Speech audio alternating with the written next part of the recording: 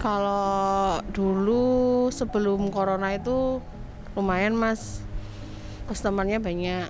Tapi semenjak corona ya ada penurunan lah. Supaya tambah daya tarik lah. Jadi sekalian belanja buku bisa belanja sembako gitu. Satu, motivasi orang untuk buka taman bacaan apa? Jika motivasi orang itu profit thinking ya, apa yang cari untung, dia akan memilih tutup. Tetapi jika sasaran dari taman bacaan bukan cuma profit thinking, ada hal-hal lain kemudian yang dia suka, misalnya saya gini, saya suka baca buku, tetapi yang jelas jangan sampai rugi. Tapi jika profit itu sebagai titik fokus, udah pasti tutup. Gitu loh. Selain di sini mungkin nggak ada taman bacaan lain. Runtuhnya rentah buku kan karena runtuhnya minat baca, benar nggak? Karena orang nggak akan datang ke situ, nggak akan pinjam lah. Saya dulu waktu SMA dan sampai kuliah kira-kira semester 3 itu aktif sekali ke rental buku, termasuk novel-novel ya, novel-novel. Karena saya minat bacanya ada, saya datang ke rental, rentalnya untung karena saya membayar rental itu sekaligus. Tapi sekarang minat baca menurun, maka rental akan turun. Semua rental di Jogja waktu itu banyak, mungkin jumlahnya bisa ratusan waktu itu. Sekarang tinggal satu, tinggal kita kok. Ini kota pelajar. Minat baca itu artinya benar-benar ada passion, ada motivasi, ada kerentek atau ada hasrat benar bahwa orang membaca itu bagian dari cara hidup dia gitu. Ya, sebagai seorang penulis saya merasakan itu karena kalau sehari saja nggak membaca, seolah-olah memang kita akan ketinggalan misalnya gitu. Itu ada perasaan begitu bagi orang yang suka membaca atau minat bacanya tinggi. Sekali saya nggak datang ke perpustakaan, sekali saya tidak pegang buku, saya akan merasa menjadi orang yang tertinggal informasi misalnya gitu. Oke, kamu perhatikan aja indeks baca kita sekarang. Kita ini sekarang 95 bahkan mungkin 99% orang udah bisa baca. Indeks baca kita itu posisinya di paling atas atau paling bawah. Kita tuh masuk 10 besar di bawah kok. Dari zaman dulu kita 10 besar di bawah. Negara dunia ini ada 200 lebih. Bukan minat baca yang menurun, emang dari awal itu memang nggak ada yang tinggi minat baca kita. Di pengalaman kita ya, terutama saya, itu ada momen-momen tertentu atau sejarah tertentu yang situasi tertentu yang memungkinkan minat baca itu tinggi ya. Minat baca itu tinggi. Karena apa? Karena ya buku itu cermin untuk memahami realitas. Maka dulu di era tahun 98 ya, terutama ketika era booming buku. Bagi saya pada era itu adalah booming buku ya. Banyak penerbit muncul ya terutama kalau saya di Yogyakarta itu puluhan penerbit yang luar biasa menerbitkan buku-buku yang dulu hampir tidak mungkin kita bisa akses, kita baca. Buku-buku tentang Gramsci, buku-buku Althusser, buku-buku tentang Pramudia Anantatur yang pada waktu di era Soeharto pada waktu itu memang sulit dan tidak mudah akses karena memang dilarang untuk diterbitkan. Tapi era setelah 98 itu dimungkinkan ya sehingga membuat peluang ya dari para penerbit, dari para pegiat buku yang kemudian mempublikasikan sekaligus menjualnya dan itu laris manis karena begitu euforia dan juga semacam hasrat minat baca itu bergandeng erat dengan hasrat pergulakan sosial pada waktu itu. Sehingga benar-benar menurut saya orang memburu buku juga laris, para penerbit awal pada waktu itu begitu laris terjual dengan oplah yang luar biasa. Namun kemudian dalam dinamika selanjutnya memang menurun ya, seiring dengan beberapa waktu itu ada penurunan. Terutama tahun 2000-an itu kemudian banyak penerbit yang gugur ya. 2000-an atas itu 2010-an itu banyak penerbit yang kemudian tidak muncul lagi dan tidak mempublikasikan beberapa karyanya bahkan tutup gitu. Lalu kemudian terbantukan dengan era masuknya digital dan era teknologi print yang lebih canggih gitu ya. Dimensinya banyak untuk membaca minat baca, tidak semata bahwa minat baca itu memang karena kelemahan masyarakat, kesalahan masyarakat, kebodohan masyarakat, tapi dalam sejarah kolonialisme pengetahuan ya, minat baca itu memang dibuat, ya, disengaja sehingga kita tetap agar bodoh, agar mudah terjajah, agar mudah tunduk, itu ada. Karena apa? Bahkan dalam kolonialisasi, saya ingat benar bahwa ketika era-era rezim Orde Baru yang melarang banyak buku-buku yang berkualitas dilarang. Buku-buku yang memberikan perspektif yang lebih maju, progresif, yang kritis itu malah dilarang pada zamannya. Ya buku-buku hanya instrumen untuk melanggengkan dominasi dan hegemoni mereka.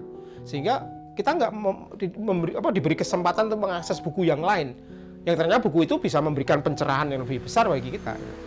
Karena itu, semakin masyarakat cerdas, bisa jadi negara takut. Karena masyarakat cerdas, makin dia kritis.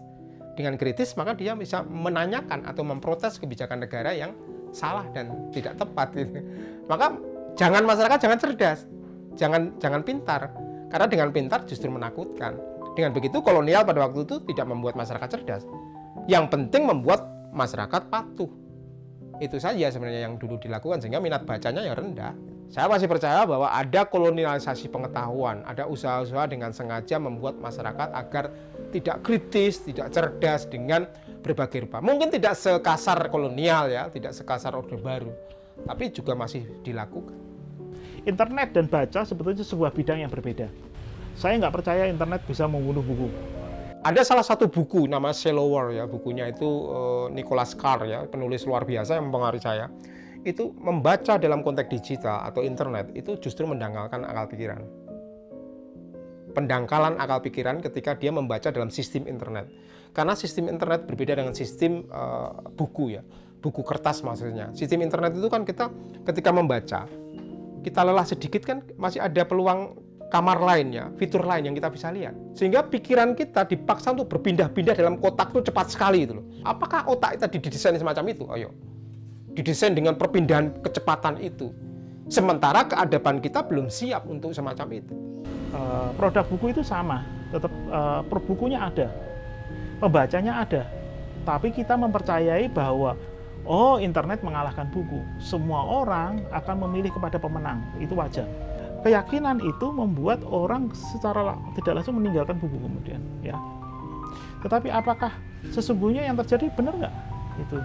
Kalau kita pada prinsipnya kita mengarahkan diri pada sudut pandang yang lain, kemudian enggak kok. Buku itu enggak kehilangan konsumen. Buku itu enggak kehilangan orang yang pinjam. Kita pemilik itu yang salah memandang kemudian.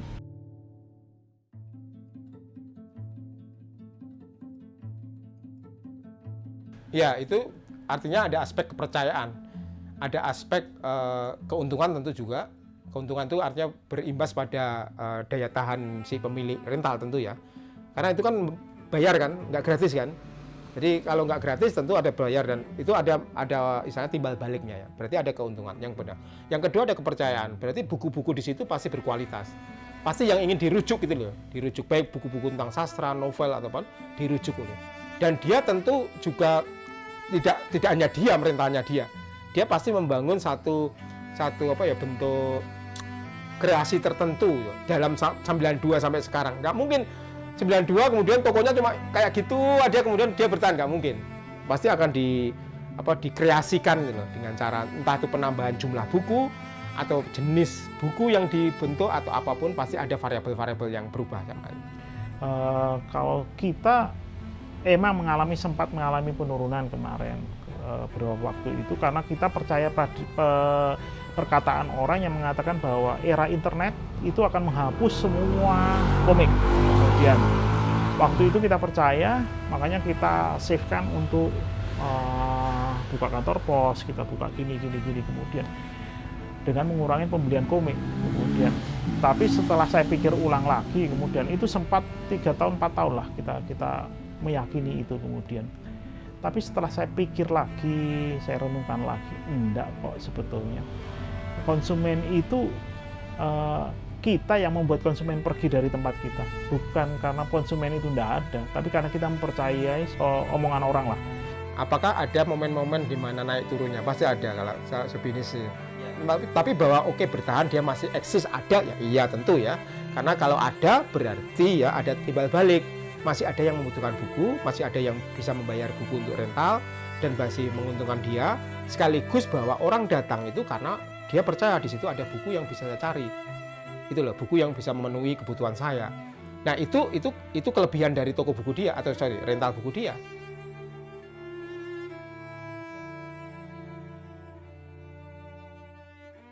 Percetakan punya spesialis sendiri-sendiri, spesialis ada yang ini.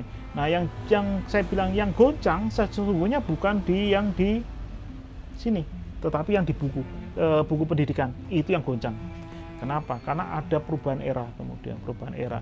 Satu, pemerintah sendiri mengatur bahwa sekolah guru nggak boleh mewajibkan murid untuk beli buku cetakan ini. Mungkin situ ngalamin toh.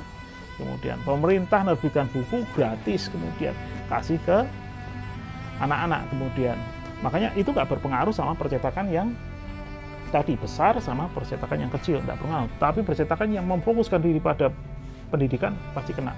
Tetapi sudut pandang kita, mindset kita langsung menyamaratakan semua percetakan habis, semua percetakan mati kemudian. Satuan Reserse Kriminal Polrestabes Semarang, Jawa Tengah membekuk pelaku pencetak dan pengedar buku palsu. Polisi juga menyita sejumlah alat produksi seperti komputer, printer, scanner, alat potong, serta 1.600 buku bajakan berbagai judul dan penerbit siap edar. Ya, ini salah satu yang juga menjadi keprihatinan kita ya. Buku bacaan bukan hanya soal bahwa dia akan dirugikan dalam satu keuntungan material ya. Misalnya saya menerbitkan buku saya kan banyak dibajak juga ya. Misalnya menerbitkan buku, kemudian buku dibajak. Oke, satu keuntungan dibajak berarti alasan para pembajak biasanya adalah alasan sosialisme, alasan untuk memperluas bacaan, kan gitu kan? Karena buku bajakan lebih murah, ya. Buku tidak perlu royalti, tidak perlu macam-macam, bajakan lebih murah. Hampir di sebagian besar toko-toko kita itu dipenuhi dengan bajakan kan gitu. Nah, alasan itu mungkin ada sedikit mungkin dalam tanda tertentu mempunyai keuntungan karena dengan dibajak memperluas. Karena buku sekarang mahal, kertas mahal.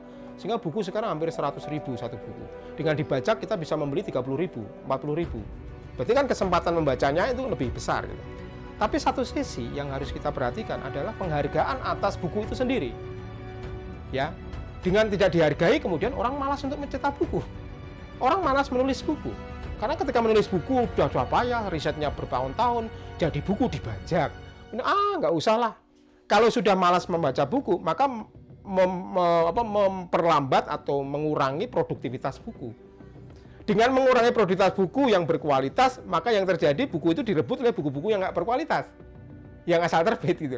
Maka itu berkonsekuensinya banyak itu, konsekuensinya banyak. Bagi saya tetap menolak bajakan, Tetapi juga mengharapkan ada kebijakan khusus tentang misalnya kertas yang nggak mahal-mahal. Ya, sarana pembuatan buku nggak mahal-mahal sehingga kita bisa memberikan akses yang mudah bagi masyarakat. Kalau penghargaan karya itu benar-benar ada dan dihargai, saya kira itu salah satu dimensi yang mendorong proses peradaban buku kita di Indonesia akan tinggi. Sekaligus juga mendorong minat baca yang tinggi. Positifnya apa? Orang baca. Yang kemarin nggak mau baca jadi baca. Negatifnya apa?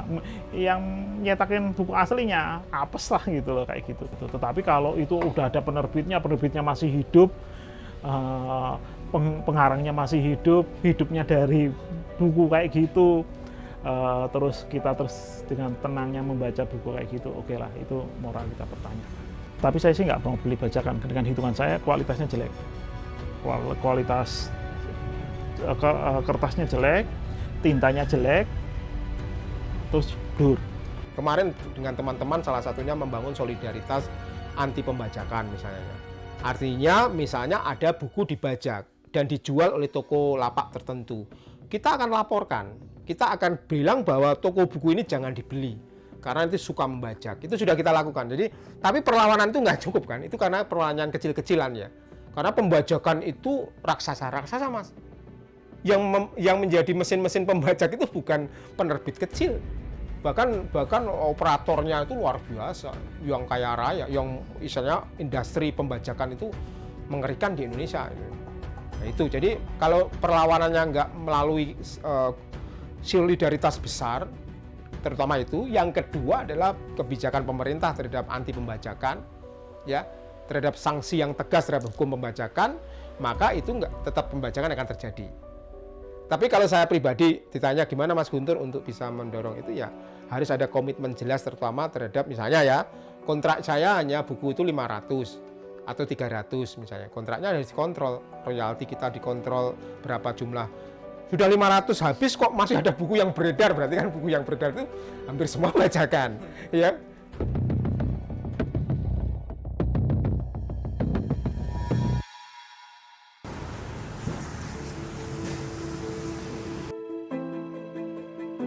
Pemerintah sudut pandangnya berbeda dengan sudut pandang kita kan gitu. Sudut pandang saya gini, bahwa jika kebebasan berekspresi itu ada, akan membuat sesuatu yang luar biasa. Bagaimana negara bisa menyediakan ruang agar orang-orang masyarakat itu ya diberi kesempatan ruang, termasuk di dalam konteks mendorong subsidi, mendorong bantuan para penulis. Bahkan hari ini kan penulis sebagai profesi sekarang sudah diakui sebagai bagian profesi. Bagaimana penulis itu tidak hanya sebagai orang tidak profesi, ketika menulis itu dianggap sebagai profesi penulis, bukan sampingan gitu. Nah itu sudah dilakukan, itu juga upaya positif ya. Maka negara juga harus mendorong, membantu, bahkan memberi ruang-ruang, misalnya lomba penulisan, kemudian kursus workshop penulisan, itu harus dilakukan terus-menerus, sampai kemudian mendorong satu kebudayaan yang baik berkualitas terhadap kualitas buku gitu.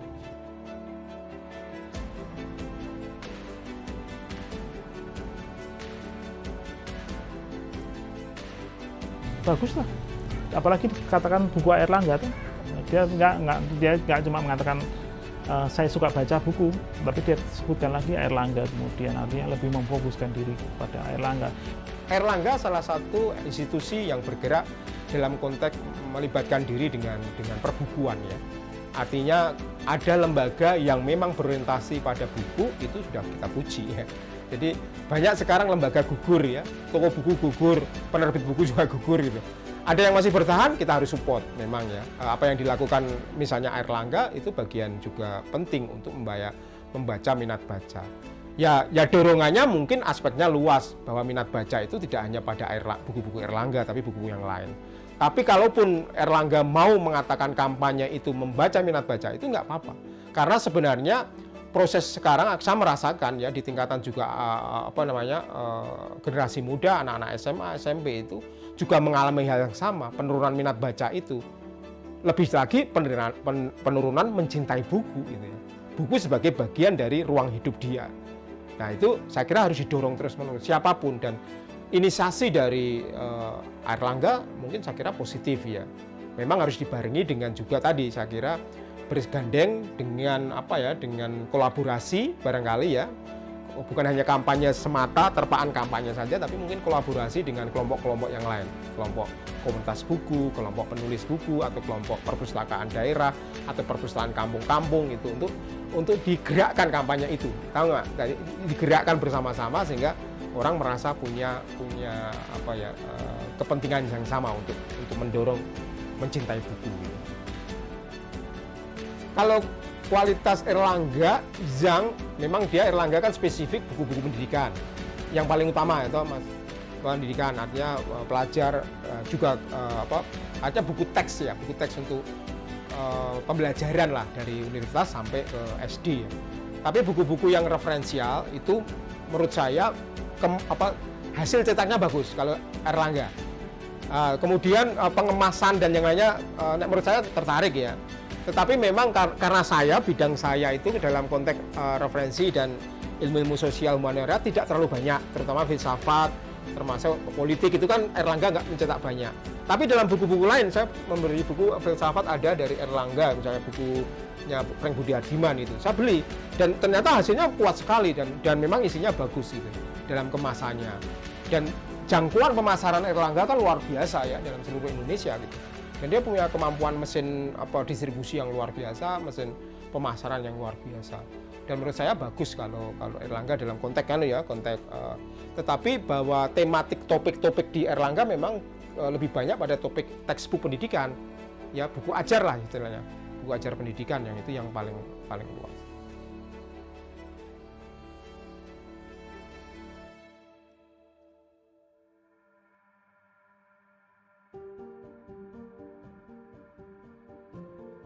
Satu, memang pemerintah sendiri untuk mendorong minat baca dengan pola yang salah. Misalnya perpustakaan umum udah ada, oke, perpustakaan umum di sana ada AC, ada internetnya, ada apa? Salah pemerintah apa? Menurut saya simpel aja, kamu taruh WiFi di sana. Yang datang di sana akhirnya pakai AC, tidur-tiduran, buka puasa atau main HP. Karena memang penting untuk mendorong satu gagasan agar masyarakat mencintai buku ya. Tidak hanya membacanya saja, bahkan mencintai buku. Buku itu bagian dari kehidupan. Buku itu bisa menjadi mendorong proses peradaban yang baik. Ya, lihatlah peradaban Mesir yang luar biasa itu, banyak pustaka-pustaka luar biasa. Kita bisa melihat tradisi-tradisi negara-negara maju juga pustakanya luar biasa. Ya, dengan mendorong itu saya kira itu sebuah upaya yang baik pemerintah mendorong minat baca. Tapi nggak cukup itu ya. Karena sebenarnya kuncinya kan bukan masyarakat itu sendiri. Ayo masyarakat minat baca kan nggak itu. Tetapi juga negara atau struktur pemerintah daerah atau lembaga-lembaga yang lain yang terlibat banyak itu harus juga ikut terlibat mendorong dalam proses minat baca. Dengan misalnya salah satunya mendirikan komunitas-komunitas baca, mendampingi proses istilahnya sosialisasi buku. Kalau ada buku, misalnya buku tentang hukum, tentang pemerintahan kebijakan perubahan daerah misalnya gitu. Ya salah satu kerjaan dari pemerintah ya mungkin mensosialisasikan buku itu atau mendorong proses agar masyarakat punya minat baca itu. Misalnya juga mendirikan perpustakaan-perpustakaan daerah. Ya, atau juga mendirikan kelompok-kelompok penulis muda, milenial dikumpulkan karena talenta-talenta itu pasti banyak itu di komunitas-komunitas kampung itu pasti ada orang yang mau baca juga, tetapi ruang itu nggak disediakan gitu Mas. Jadi ruang itu tidak disediakan karena juga mungkin saja orientasi pemerintah daerah nggak ke situ gitu. Orientasi kebijakan negara nggak ke situ. Maka kalau ada orang mendorong itu saya kira usaha positif ya, tetapi harus dibarengi dengan struktur misalnya sumber daya juga infrastrukturnya dibantu, didampingi dan dikerjakan dengan baik dengan cara mengawal proses minat baca itu dengan sangat baik. Kalau enggak ya sama saja kita hanya mengkampanyekan minat baca sementara kita nggak memberikan apa-apa terhadap peningkatan minat baca itu sama saja ya kita akan menunggu bisa menunggu lama sekali minat baca itu akan muncul. Percaya bahwa internet nggak akan bisa membunuh percetakan. Internet bisa membunuh percetakan pada saat kita percaya bahwa internet itu bisa membunuh. Ya. Kedua, selalu percaya bahwa kamu bagian dari sebuah kemajuan bangsa. Kamu bagian yang menentukan bangsa ini maju atau enggak. Seperti saya katakan ini, kebebasan berpikir itu ada di percetakan, ada di penerbit. Reformasi dimulai dari sebuah protes-protes di koran, di apa segala macam, bukan di yang saya katakan gini. Itu yang terjadi. Jadi yang menentukan bangsa ini maju bukan orang yang mengatakan bahwa internet lebih hebat apa, bukan. Kita percaya enggak sama diri kita. Kalau sistemnya mikro saya atau secara pribadi ya tugas saya sebagai dosen ya harus mendorong terus pada semua mahasiswa saya gitu. Kalau saya posisi saya, tapi dalam posisi kesimpulan tentu itu tugas bersama, tugas keseluruhan. Tapi yang lebih besar itu tugas tanggung jawab negara dalam mendorong minat baca, karena minat baca tidak hanya soal motivasi diri, tapi minat baca itu dibentuk oleh satu kebijakan struktural dan kultural. Dan itu menyangkut persoalan politik, menyangkut persoalan ekonomi, menyangkut persoalan budaya. Itu.